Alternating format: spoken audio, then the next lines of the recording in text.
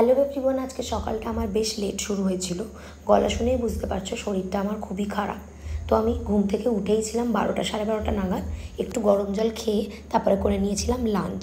তো লাঞ্চে ছিল শাপলা চিংড়ি মাছ দিয়ে একটু ডিমের ঝোল আর চিকেনও ছিল।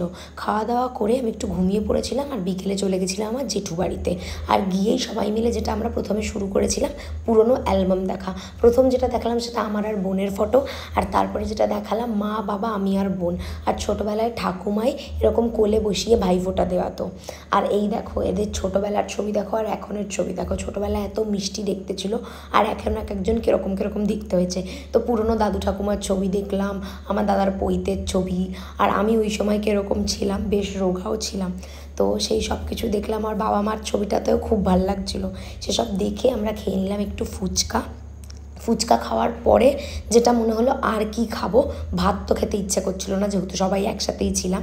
তো অর্ডার করে দিয়েছিলাম পিৎজা। তো আমরা প্রায় 5 রকমের পিৎজা অর্ডার করেছি, আর তার মধ্যে ছিল অনিয়ন পিৎজা, মার্গারিটা পিৎজা, পনির পিৎজা, চিকেন সসেজ, এমনি normal chicken pizza, corn pizza, এগুলো সব ছিল।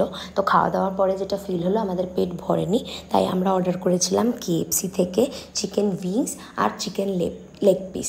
তো খাওয়া দাওয়া করছিলাম একসাথে, আর এতদিন বাদে এত পুরনো ছবি দেখা, সবাই মিলে একসাথে থাকা, পুরনো গল্প আড্ডা, একটা আলাদাই ফিলিংস। তোমাদের কেমন লাগে?